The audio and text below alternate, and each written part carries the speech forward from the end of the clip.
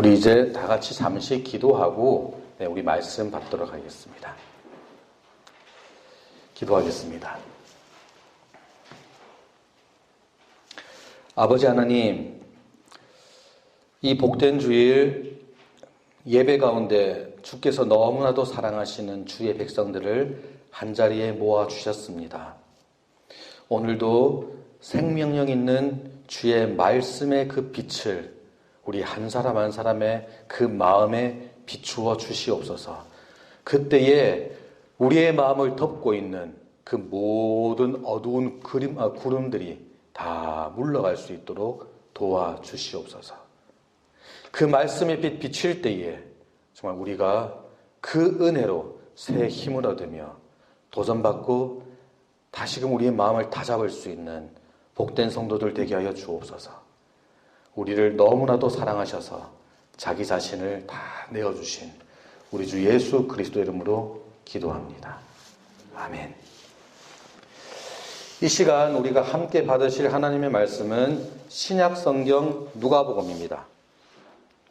누가복음 13장 31절에서 35절까지 말씀인데 우리 다 함께 제가 읽어드리도록 하겠습니다. 누가복음 13장 31절에서 35절, 제 성경책은 신약 성경 118면쯤에 있습니다. 누가복음 13장 31절에서 35절, 제가 읽어드리겠습니다. 곧 그때에 어떤 바리새인들이 나와서 이르되 나가서 여기를 떠나소서, 헤롯이 당신을 죽이고자 하나이다. 이르시되 너희는 가서 저 여우에게 이르되 오늘과 내일은 내가 귀신을 쫓아내며 병을 고치다가 제3일에는 완전하여지리라 하라. 그러나 오늘과 내일과 모레는 내가 갈 길을 가야 하리니 선지자가 예루살렘 밖에서는 죽는 법이 없느니라.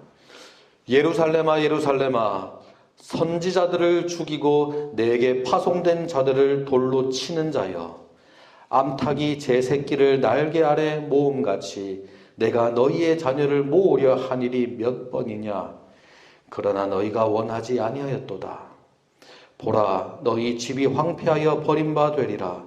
내가 너희에게 이르노니 너희가 주의 이름으로 오시는 이를 찬송하리로다 할 때까지는 나를 보지 못하리라 하시니라. 아멘. 윈스턴 처칠을 아시죠? 처칠은 제2차 세계대전을 승리로 이끌었던 영국의 유명한 정치가입니다. 처칠이 유명한 이유는 여러 가지가 있는데요. 그중 하나가 바로 그 사람의 달변 때문입니다. 사람들마다 그 처칠에 대한 평가는 조금 다를 수 있어요. 긍정과 부정으로 이렇게 나뉠 수 있는데, 하지만 그 처칠이 말과 글에 아주 뛰어난 능력을 발휘했다는 사실에 대해서는 대부분 다 동의합니다. 예전에 제가 개인적인 흥미 때문에 이 처칠에 대해서 조금 찾아본 적이 있는데요. 그때 아주 재미있는 이야기를 하나 알게 됐어요. 그 정치 경력 초창기에 처칠이 영국 하원에 출석해가지고 이런 아주 희한한 표현을 사용했습니다. 용어상의 부정확성. 무슨 말인지 혹시 아시겠어요? 이게 terminological inexactitude? 뭐 영어로도 무슨 말인지 모르겠어요. 제가 찾아봤는데 처음 보는 단어였어요. 이게 문자적으로 용어상의 부정확성이라는 말은 이게 정확한 용어를 쓰지 않았다, 표현을 하지 않았다, 이런 뜻입니다. 하지만 이게 문자적으로 그런 뜻이지만 실제적으로는 상대방이 아주 완곡하게 이게 거짓말을 했거나 사실을 왜곡했다고 하는 의미입니다. 그래서 지금 처칠이 그 당시에 그 상대방이 거짓을 말하고 있다는 것을 조롱하면서 아주 완곡하게 에둘러 비난하기 위해서 이런 표현을 사용했다고 해요. 그런데 이 표현이 참 재미있었나 봐요. 그래서 사람들에게 아주 많이 회자가 되었답니다.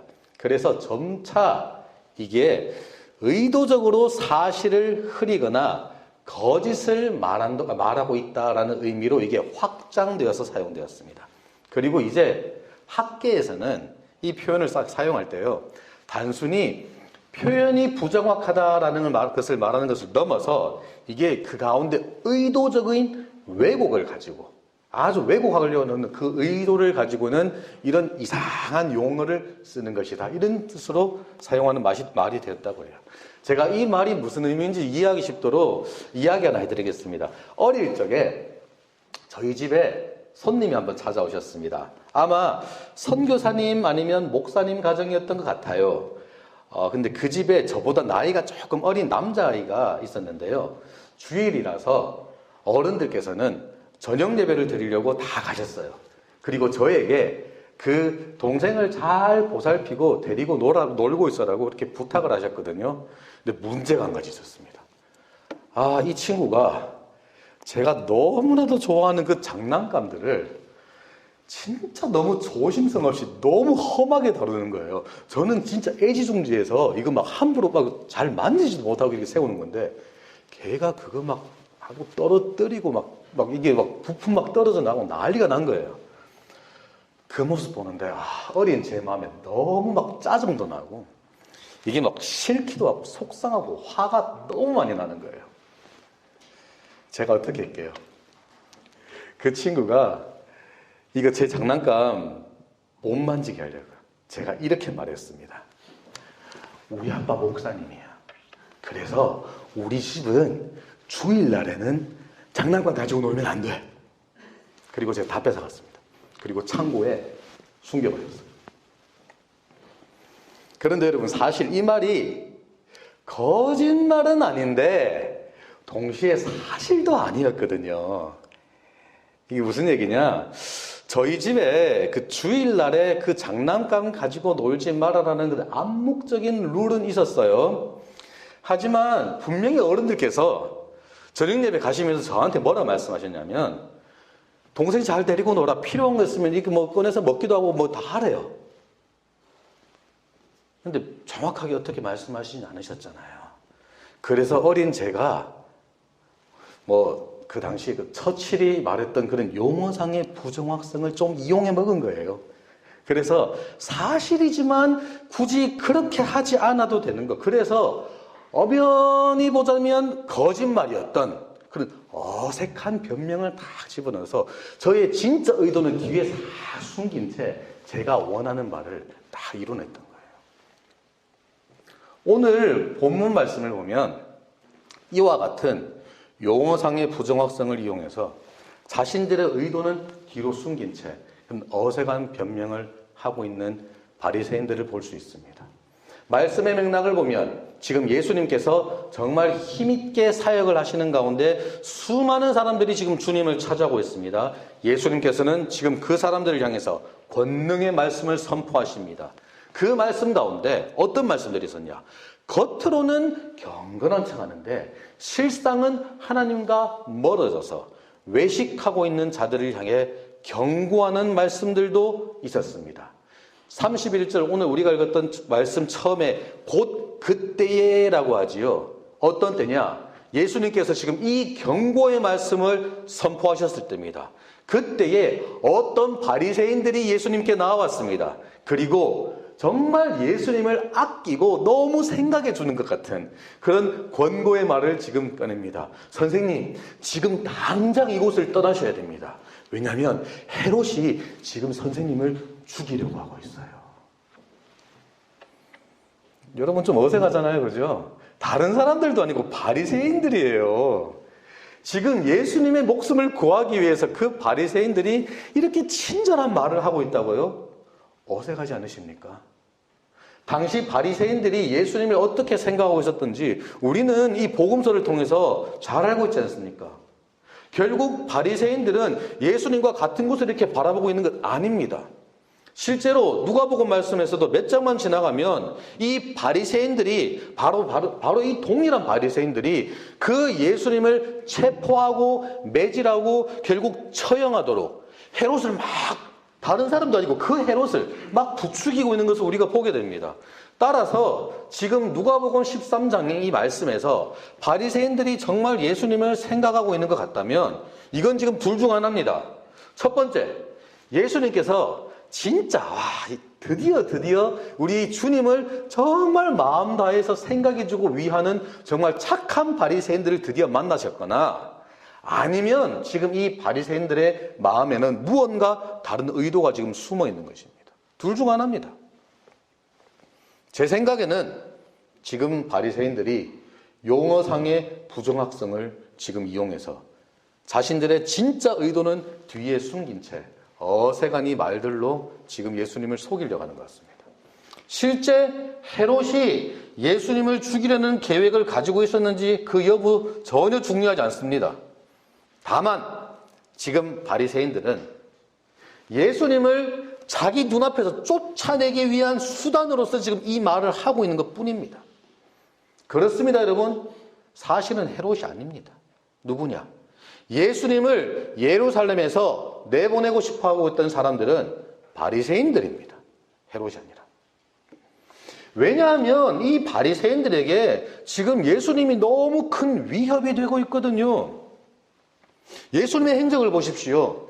바리새인들이 멀리했던, 바리새인들이 정죄했던 그 죄인들과 세리를 더 가까이 하신 분입니다. 그리고는 예수님의 말씀을 잘 들어보면 확실히 바리새인을 포함한 유대인 지도자들을 정말 좋지 않게 평가하고 계십니다. 그리고 이 예수님의 행보가 점점 예루살렘으로 가까워지고 있습니다. 바리새인들에게 더 큰 위협이 되지 않았겠습니까? 가버나움과 갈릴리 같은 저 먼 시골에서 소동을 일으킨 것도 이 바리새인들에게 얼마든지 문제가 될 수 있는데, 이제 이 트러블 메이커가 예루살렘 그리고 그 성전에서 그런 소동을 일으키게 된다? 야, 이건 완전 전혀 다른 차원의 문제가 됩니다. 이제 더 이상 먼 곳에서 들려오는 소문이 아니라 그들의 코앞에 닥친 위협이 되었던 겁니다. 그래서 31절 말씀 보면 나가서 여기를 떠나소서. 지금 당장 이곳을 떠나십시오. 헤롯이 지금 예수님에게 해를 끼치려고 합니다. 이렇게 말하고 있는 바리새인들이 지금 헤롯이 예수님께 끼칠 그 해를 걱정하고 있는 것이었을까요? 아니죠. 오히려 예수님께서 자기들에게 끼칠 수 있는 그 해를 걱정하고 있는 것입니다. 이와 같은 바리새인들의 권면에 대해서 우리 주님께서 보이신 반응, 이것이 우리의 시선을 너무나도 이렇게 사로잡는 것 같습니다. 먼저 예수님께서는 비록 이 헤롯이 여우와 같은 존재이지만 그럼에도 자기를 쫓아내거나 자기가 하고 있는 그 사역을 결코 멈추게 하지 못할 것이라 말씀하십니다. 그리고 오늘 본문이 짧은 본문에서 두 번이나 오늘, 내일, 그리고 그 다음날 이 3일간의 시간에 대해서 말씀을 하시지요. 여러분, 우리도 이미 잘 알지 않습니까? 이거 유대적인 사고방식에서 이 3일간의 시간이라는 것은 너무나도 중요한 사건을 가르치는 겁니다. 성경에서 어떤 사건이 3일간 지속되고 그리고 이 셋째 날에 그 정점에 다다른다는 표현이 있으면 우리는 이제 이미 알잖아요. 야, 이거 뭔가 중요한 사건이다. 이 뭔가 의미가 있는 거예요. 오늘 본문 보면 아직은 우리 주님께서 자기가 셋째 날에 부활할 것이라고 그렇게 직접적으로 분명하게 이렇게 말씀하고 계신 건 아니에요. 하지만 이 표현을 통해서 모두가 알 수 있도록 분명하게 전해지는 의미는 무엇이냐? 예수님 자신이 지금 하고 계신 그 사역이 너무 중요한 것이기 때문에 헤롯이든지 바리새인이든지 심지어 사망의 권세이든지 그 누구라도 우리 주님께서 그 일을 하고 있는 것을 결코 멈추게 하지는 못할 것이다. 지금 그 말씀은 분명하게 전달하고 있는 겁니다. 그래서 우리 주님께서 말씀하십니다. 내가 갈 길을 가야 하리니. 무슨 일이 있든지 간에 우리 주님께서는 주님께서 가야 할 그 길을 가야 되겠다고 그렇게 말씀하고 계십니다. 어떤 걸림돌이 있고 어떤 회방이 있더라도 우리 주님은 결코 멈추지 않을 것입니다. 그렇다면 지금 예수님께서는 왜 그 누구도 결단코 우리 주님의 그 사역을 멈출 수 없다고 그렇게 말씀하시는 것일까요? 왜 그런 말씀하실까요? 바로 우리 예수님께서는 자신이 지으신 그 모든 세상을 다 품고도 남을 만큼의 더욱 큰 사랑을 그 마음속에 품고 계시기 때문입니다. 그 사랑 때문에 우리 주님께서 지금 이 일들을, 이 사역들을 하고 있으신 것이기 때문입니다.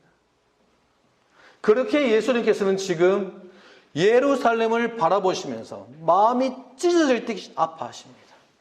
바리새인들이 예수님을 그 예루살렘에서 쫓아내려고 시도하는 것조차, 그조차도 우리 주님의 그 애통하는 마음을 더욱 아프게 할 뿐이었습니다. 지금 예수님은 자신을 믿는 모든 사람들에게 값없이 은혜로 구원을 베풀어 주시는 그 사역 다 이루시기 위해서 예루살렘으로 뚜벅뚜벅 지금 나가고 있는 중이거든요. 하지만 주님께서 그 길에, 그 구원의 길이 더 가까워질수록 더 많은 사람들이 우리 주님을 오히려 밀어내고 쫓아내고 막 멀게 하려고 합니다. 지금 예수님께서 32절 말씀에 완전하여지리라, 제3일에 완전하여지리라 말씀하실 때 그 의미는 진짜 말 그대로 완성시키다, 다 이룬다, 이런 뜻입니다. 여러분, 완성하게 되는 겁니다. 다 이루는 겁니다. 지금 예수님께서 이 땅에 오신 목적은 그냥 대충 여기까지만 가고 어디까지만 가고 그치고 요 절반까지만 하고 말고 이런 게 아닙니다. 우리 주님의 목적은 끝까지 다 이루시는 것입니다. 다 완성하시는 것입니다. 즉, 이 온 지으신 모든 세상을 그 품에 품으시는 것입니다. 하지만 지금 예수님이 자신이 이 땅에 오신 목적에 한 걸음 한 걸음 가까워질수록 마치 여우와도 같은 대적들이 우리 주님을 자꾸 쫓아내려고 합니다. 이 상황을 지켜보시는 우리 주님이 자신의 그 애절한 사랑의 마음을 지금 오늘 말씀에서 무엇이라 표현하십니까? 예루살렘아, 예루살렘아, 암탉과 같은, 엄마 닭과도 같은 내가 얼마나 병아리와 같은 너희들을 내 날개 아래로 모으고 싶어하지 않으냐. 하지만 마치 여우가 암탉을 쫓아내고 병아리를 삼키려고 하는 것처럼 대적들이 나를 너희들로부터 자꾸만 떼어내려고 하는구나.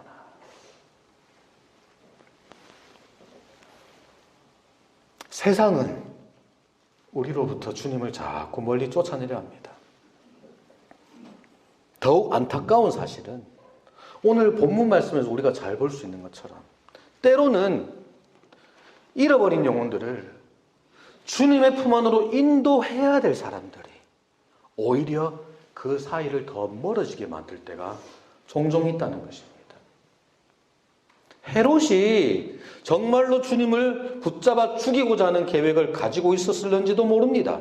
하지만 결국 예수님을 십자가에 붙잡아서 못 박히게 한 것은 헤롯이 아니었습니다. 그 모든 계획은 바리새인들과 그들을 따르는 무리가 꾸몄던 것입니다.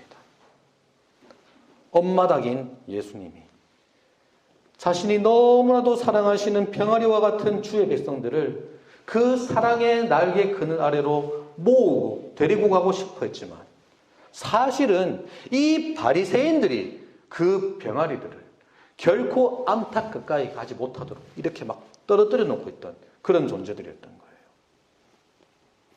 우리 주님을 그토록 비참한 모습으로 죽게 만들었던 사람들은 그래서 그 당시 사회적인 수치가 되도록 만들어서 그곳에 있던 사람들이 그 주님을 바라보지 못하고 외면하고 그 자녀들로 하여금 그 주님을 바라보거나 기억하지 못하도록 의도했던 사람들은 다름 아닌 바리새인들이었습니다.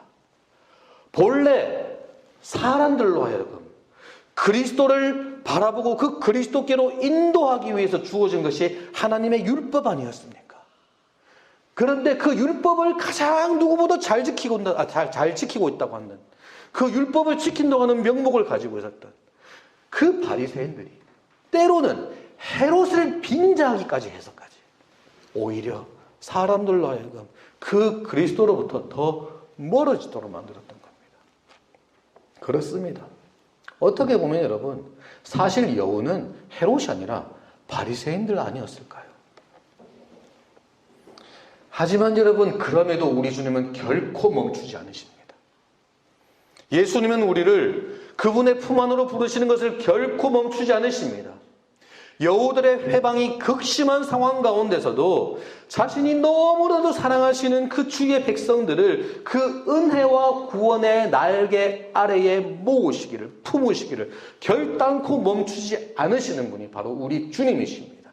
그 어떠한 회방에도 끊을 수 없는 사랑 때문에 우리 주님이 움직이고 있기 때문입니다. 그리고 그 사랑 때문에 이 세상에 있는 모든 잃어버린 병아리들을 애타게 바라보시며 자신의 날개 그늘 아래로 또 부르시고 또 부르시고 또 불러 들이시는 분이십니다.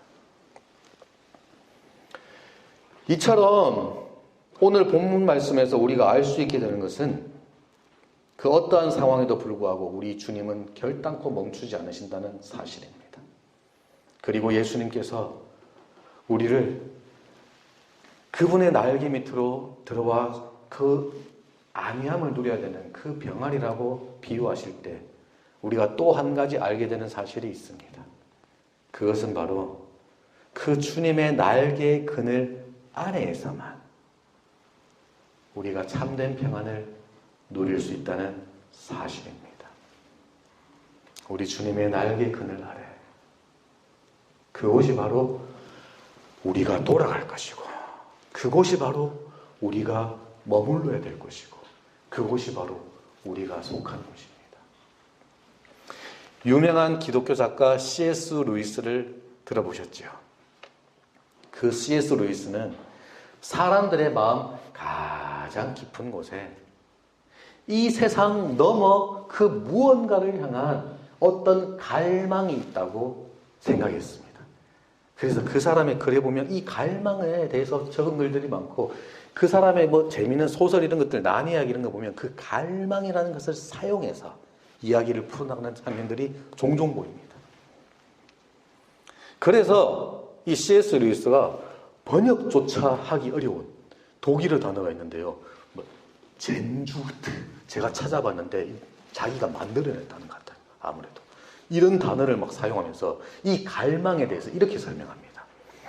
우리가 때로는 정확하게 알지도 못하고 표현할 수도 없는 그 이 세상 너머의 그 어떠한 것이 있는데, 거기에 대한 강렬한 동경이, 그 말할 수 없는 그리움이 사람들 마음속에 있다는 거예요.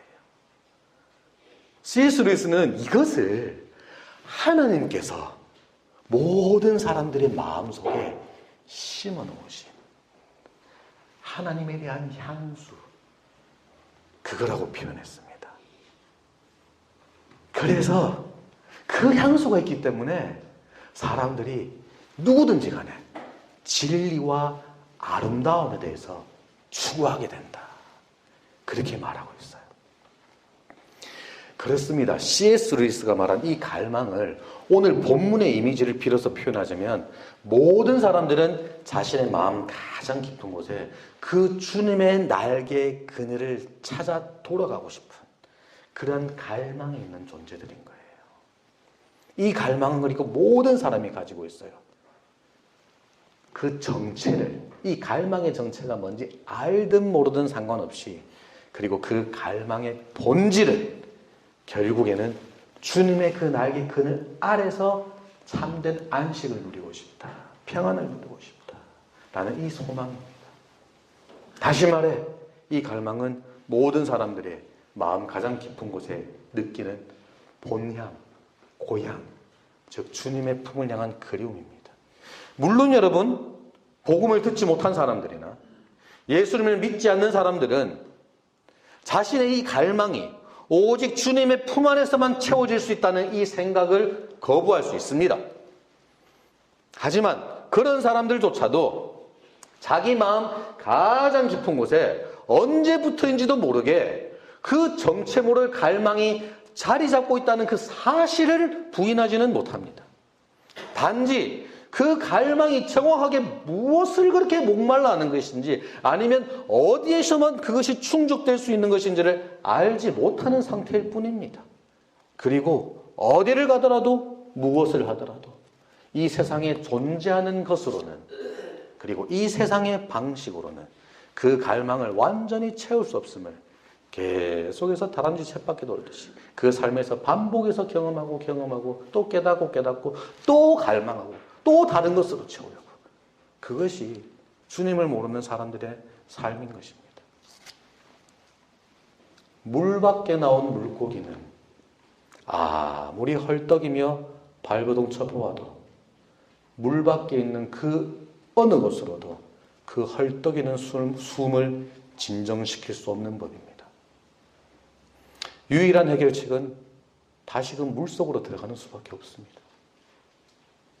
이처럼 모든 사람의 내면에는 주님의 품을 향한 그 갈망이 자리 잡고 있는데, 그 갈망은 우리가 그 품에 안기기 전에는 결코 해소되지 않는 것입니다. 그렇게 여러분, 우리 주님의 날개 안에, 우리 예수님의 날개 그늘 아래 품어진 그 병아리가 된다는 것, 얼마나 행복한 일인지요. 우리가 이 품을 알고 있고, 우리가 이 본향을 알고 있고, 그곳에 머무르고 있다는 사실이 얼마나 감사한 일인지요. 그리고 그렇기 때문에 엄마 닭이신, 암탉이신 이 예수님의 날개 그늘 아래에서 우리의 그 참된 거할 곳을 먼저 알게 되고 먼저 찾게 된 우리 성도들은 이제는 자신께서, 우리 주님께서 잃어버린 그 병아리를 모으시기 위해서 울부짖고 있는 그 울음소리의 음성이 더욱더 크게 분명하게 전달되도록 우리가 이제 애써야 되는 존재들인 겁니다. 다시 말해서 그리스도인이라는 이름을 가진 우리가 이 땅에서 해야 되는 일이 무엇이냐? 결국 이 암탉이신 주님의 이 은혜로운 초대를 우리의 가족들이, 우리의 이웃들이, 우리의 친구들이, 우리의 동료들이 들을 수 있도록 돕는 것입니다. 그래서 그들도 이 주님의 품 안에서 참된 만족함과 참된 복락을 누릴 수 있도록 돕는 것입니다. 지금 우리가 사순절을 지나고 있어요. 사순절은 성도들이 평소에 잘 하지 못하는 일들을 하는 시기입니다. 바로 나의 연약함을 우리가 진솔하게 주님 앞에 정직하게 내어놓고 돌아보는 시기입니다. 그 어떠한 이유에서든지 간에 평소에는 잘 생각하지도 않고 돌아보지도 않고 들추어내고 싶어 하지도 않는 내 안의 쓴뿌리들을 다시 한번 돌아보며 다시금 주의 긍휼하심을 구하는 시기입니다. 나의 그 연약함 때문에 나를 대신해서 십자가의 길을 걸어가신 그 주님을 묵상하며 우리를 그 날개 품에 품은 채 그 모든 죄의 형벌을 자신의 온 생명으로 감당하신 엄마다, 우리의 엄마다, 예수 그리스도의 사랑을 다시 한번 되새기며 우리도 그 사랑 많은 주님을 조금이라도 더 닮아가고자 하는 소망을 다시금 내 마음속에서 일깨우는 그러한 시기입니다. 이번 한 주 오늘의 이 말씀의 거울에 우리 자신을 비추어 보는 시간이 되기를 소망합니다. 암탉이신 예수님께서 우리에게 주신 이 은혜로운 초대를 이 세상에 내버려져 있는 저 잃어버린 병아리 같은 사람들이 들을 수 있도록 돕는 것, 그것이 그리스도인인 우리를 향한 부르심입니다. 하지만 현재 우리의 모습이 어떤지 다시금 돌아볼 수 있는 이 사순절 기간이 되기를 원합니다. 나를 통해서 암탉이신 주님이 영혼들을 부르고 있는 이 소리가 전해지고 있습니까? 아니면 오히려 그 병아리들을 쫓아내버리는 여우의 울음소리가 나를 동행하고 있는 것 아닙니까? 사실 이것은 우리에게 진짜 불편한 이야기입니다. 하지만 그 불편한 것을 생각하고 묵상하는 시간 가지는 것이 사순절입니다. 그렇게 우리의 죄를 뒤로하고 성령 하나님의 이끄심에 발맞추어 살아가려고 하는 그 결심을 다시 한번 굳게 다지는 시간 가지는 것, 그게 사순절입니다. 그리고 우리의 추함과 죄악, 심지어 우리의 완악함에도 불구하고 주님의 놀라운 그 은혜가 우리 한 사람 한 사람을 지금도 이렇게 붙들고 계심을 다시금 되새기며 감사하는 시간을 가지는 것이 바로 사순절입니다. 제가 말씀을 원래는 이렇게 마무리하려고 했는데요. 이게 말씀 준비하다가 갑자기 예전에 알게 된 어떤 시가 하나 생각이 났습니다. 그래서 어젯밤에 제가 밤 11시가 넘게 급하게 강도사님께 막 카톡을 보내서 죄송합니다, 강도사님. 이 시를 좀 화면에 하나 좀 띄울 수 있도록 준비해 주십시오. 강도사님 다시 한번 감사드립니다. 제가 이 시를 여러분들께 소개해드리고 말씀을 정리해 보려고 합니다.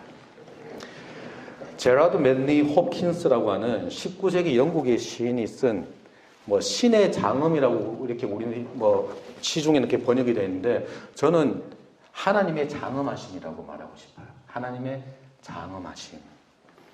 그런 시입니다. 사실 이 사람이 가톨릭 예수의 수사였습니다. 하지만 이분이 남긴 이 시를 통해서 제가 생각하기에 오늘 말씀에서 보여지는 병아리를 품고 있는 암탉과도 같은 우리 주님의 이미지, 우리가 마음속으로 한번 그려볼 수 있을 것 같아서 이렇게 소개해드립니다.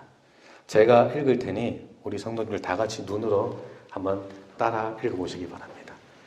세상은 하나님의 장엄하심으로 가득 차 있다. 그것은 흔들린 금박의 광채처럼 불꽃으로 타오르고 으깨어져 스며 나오는 기름처럼 한데 뭉쳐서 거대해진다. 왜 사람들은 하나님의 권위를 개의치 않는 것일까? 수많은 세대가 짓밟고 또 짓밟아왔다.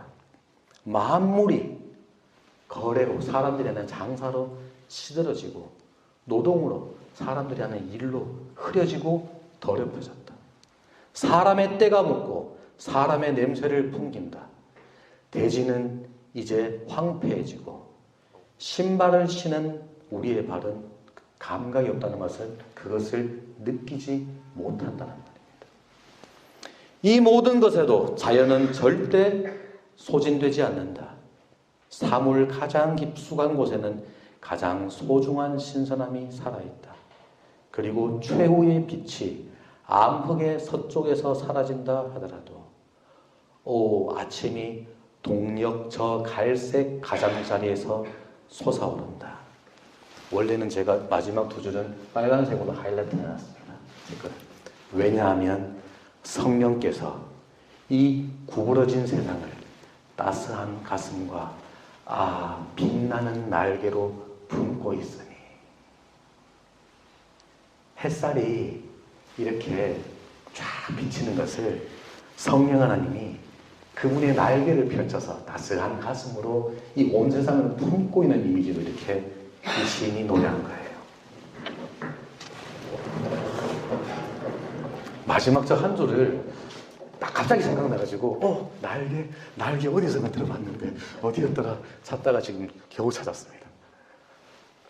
이 시인이 보기에 사람들이 그 스스로의 죄악으로 아무리 자연을 짓밟아도 하나님께서는 자신의 날개 아래 그 모든 지으신 세계를 품으시고 그렇게 자신의 장엄하심을 그 자연 가운데 드러내고 있다고 이분이 가톨릭이었기 때문에 그렇게 노래한 것인데요. 저는 여기서 조금 이걸 적용을 해가지고 오늘 말씀으로 이렇게 연결을 시키고 싶었던 거예요. 이처럼 사람들이 아무리 부족하고 연약하여서 우리 주님의 그 그리스도의 빛을 오히려 빛 바래게 만들고 있더라도 우리의 엄마닥이신 예수님은 자신의 병아리들을 언제나 그 그늘 아래에 품으시는 분이십니다. 그렇게 하실 수 있는 분이고 지금도 그렇게 하고 계십니다. 생각해 보세요. 예수님께서 이 땅의 사역을 딱 시작하시고 맨 처음 겪으신 것이 무엇입니까? 광야에서 사탄의 시험으로 회방을 받는 것이었어요. 생각해 보십시오. 그리고 예수님의 공생의 3년 기간 동안 단 한 번도 그 회방이 없었던 적은 없습니다. 하지만 그 어떤 것도 우리 주님께서 그 길을 걸어가시는 것을 멈추게 할 수 없었습니다.